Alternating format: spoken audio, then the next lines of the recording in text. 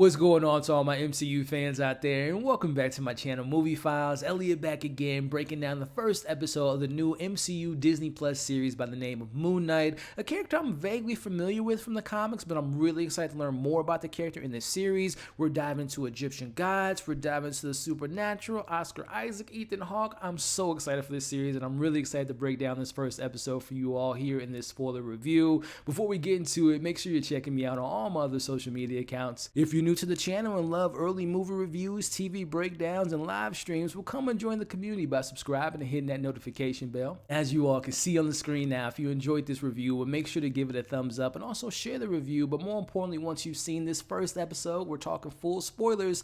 Let's talk about it all in the comments below. Prior to Moon Knight, what was your favorite Disney Plus show that we got from the MCU? What was your kind of understanding of the Moon Knight character? But more importantly, once you've seen this first episode, thoughts, pros, cons, what do you think about the performances, how does this connect to the greater MCU? Is this pre-snap, post-snap, or I should say blip? What were some things that you loved, didn't love? And of course, will you be back to watch this on a weekly basis? Let's talk about all that in the comments below. So getting into my excitement level, my anticipation for the show. If you all have been following this channel for a while, especially in the last year, I've covered all the MCU shows. Some of them I have, these breakdowns like we're doing today. I have a live after show that I have with my co-hosts Amanda and Chris, which we will be breaking down Moon Knight every single Wednesday. Today, come and join us at 4:30 p.m. Central Time. Hope you all can join us. But for the most part, I've enjoyed these Marvel cinematic shows. I think for me, Loki and WandaVision are my favorite. I've enjoyed the other ones,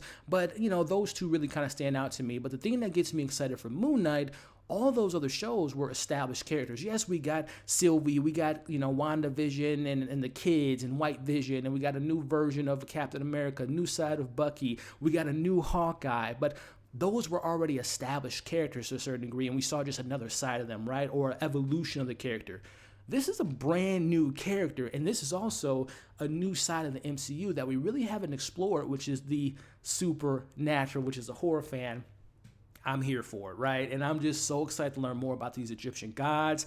Are they at all connected to Black Panther God, what we got with Celestials and Thor, that mythology, as well as going back to that supernatural comment. We already got introduced to Blade of a certain extent with his voice being in the after credits. We already met by Kit Harington. We got a Daredevil now. We're hopefully bringing back John Bernthal as the Punisher.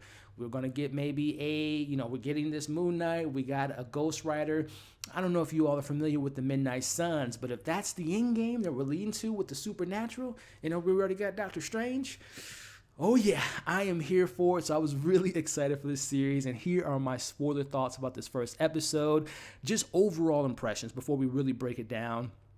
As far as an episode 1 goes, I was content. I wasn't blown away by this first episode. There were some moments I really enjoyed and had a good time with, and there were some other moments I was like, it's not hitting the way I wanted to, in particularly the mature nature that was kind of given as far as the press news and some of the stuff from the creators of the show. Oh, we're going to get deep. We're going to push the envelope. I didn't really see that in this first episode. Again, there's many episodes to come, but as far as this first episode go, they cut away from a lot of the action. They cut away from a lot of the violence, which was like, I want to see that, but again, we'll get into it here in my breakdown. But overall, I was content. I was okay by this first episode. Wasn't wild by any way, but I'm really excited to learn more about the characters, my big thing. But again, let me know your first impressions of the first episode in the comments. Let's break it all down. Full spoilers ahead as we meet. And I love when a show and a movie, we introduce our villain before we meet our hero. And we meet Ethan Hawke's Arthur Hero, who is our villain of the show. And I always love Ethan Hawke. And I find him to pick this project to be very unique because he is someone, I've been following his career for a while. He's very meticulous about the projects and the time he puts into his projects. And him committing to a television series, a Marvel television series, really kind of speaks to me that there's something in the script and something in the character that really piques his interest, that gets me very excited. But we see his routine very early on. Drinks his water, crushes the water, puts that crushed glass in his shoes, and goes about his day. Very interesting character. I'm very excited to learn more about him. We'll obviously talk more about him and his scenes a little bit later on. But first impressions, you all excited about Ethan Hawke as this Arthur villain character? Let me know your thoughts on that. But we meet our villain. Let's transition over to our hero, who is Stephen Grant, who Stephen is a, mild-mannered British individual that works in a gift shop, and he definitely is, not the most, he doesn't stand up for himself, right? We see his boss continuously is just nagging on him. He doesn't have many friends. He has a golden human mannequin as someone he, talks to and tells him all his things that he's done for the day. So a very much a lonely individual. And I'll just say, in regards to other stuff that we learn about Stephen, he brings up his mom a couple times in this episode, and we don't really hear him interacting with her. He leaves her a bunch of voicemails, and we assume that she's doing the same thing. Or is she? And that makes me think about, Baron Zemo. And if you remember Civil War, he would call his, his wife and kids, who we know died in Age of Ultron, or during that time that the Sokovia, incident happened with Ultron. I wonder if Stephen's doing the same thing. If his mom passed away, and by her passing, that was the breaking point. That's when he had these split personalities. Or she's existing, she's real. Or Marc Spector, who we'll talk about later, maybe he invented this mom to kind of give this contentment for Stephen. I guess we'll find out, but I want to know from you all, do you think the mom exists? Is that something you all were thinking about? Let's know your thoughts in the comments. But getting back into routines, we see Stephen's routine every night. He, clips his leg to his bed. He ties up the door. He doesn't want to leave the house because apparently he sleepwalks, and he does things that he doesn't remember. He has these blackout moments, and he doesn't remember anything from his memories, which we'll talk about here in a second. But now this leads us to our kind of big action moment besides the ending.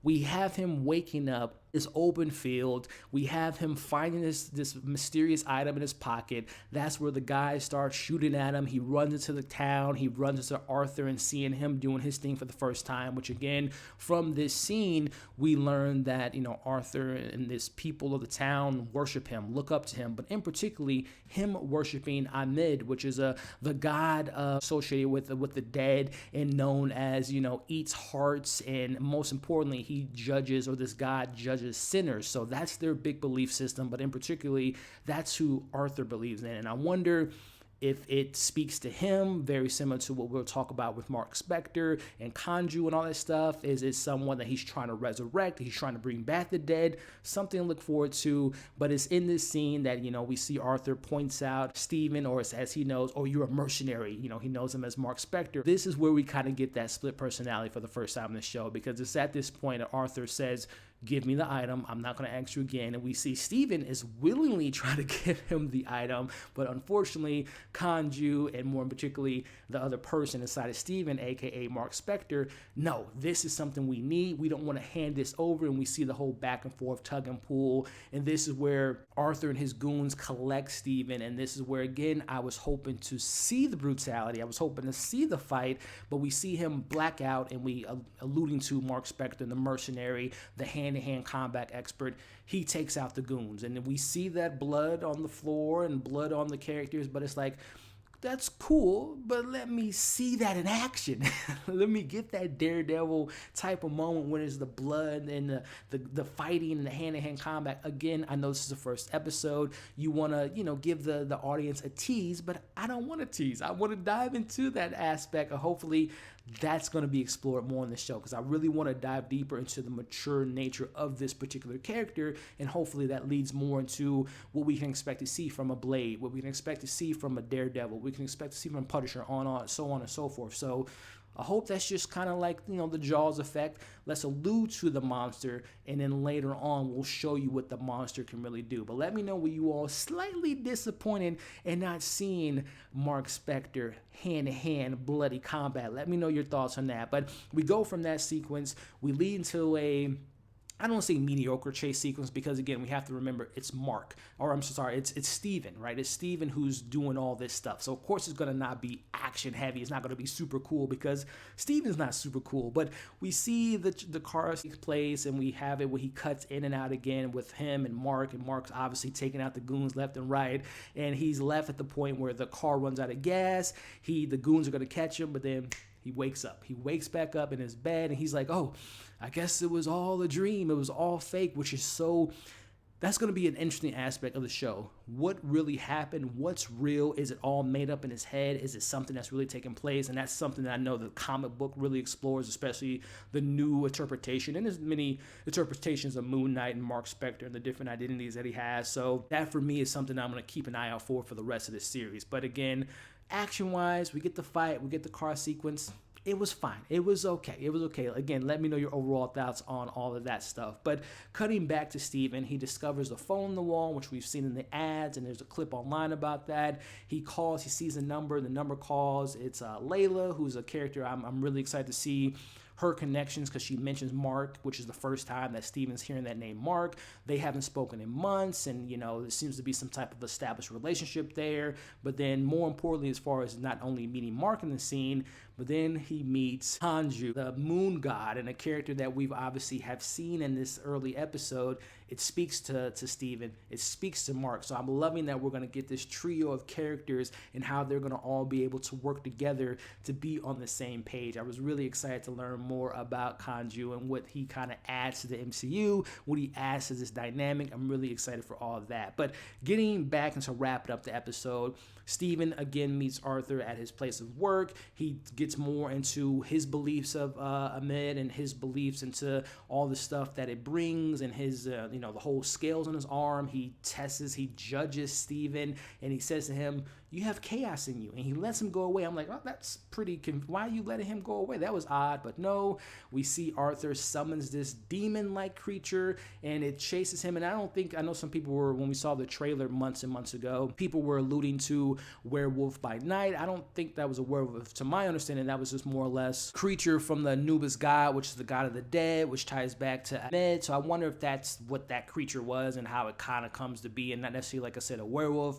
But going to the money shot of the episode, Steven runs into the bathroom. He's scared, he's frightened, but this is where he talks to Mark, and Mark says, "Let me save you, let me help you, I can get you out of the situation." We see the transformation take place. We see Marc Spector comes out, and we don't get the whole full transformation, but we see the Moon Knight costume coming to him, consume him.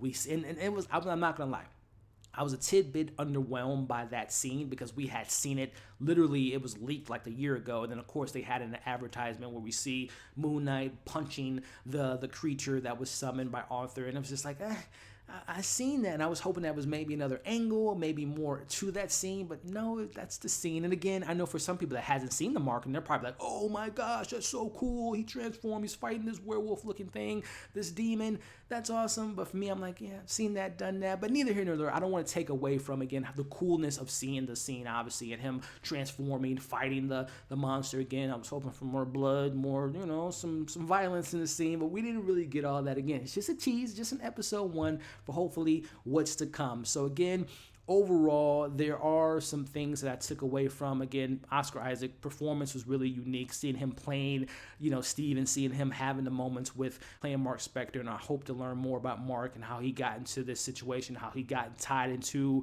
Khonshu, and how that's gonna, all that trio of them together. How does Layla fit into that? Arthur and his worshiping of the Ahmed god, and the god that's known for judging sinners and all that stuff, and how that ties into the greater MCU, like I mentioned. The Black Panther god, the Celestials, Thor, so on and so forth. So I'm excited to learn more about the greaterness and the larger nature of the MCU, and how Moon Knight fits into all that, which let me know in the comments. Timeline-wise, I didn't see any Easter eggs that alludes to, okay, this is pre, Thanos snap, or if it was after.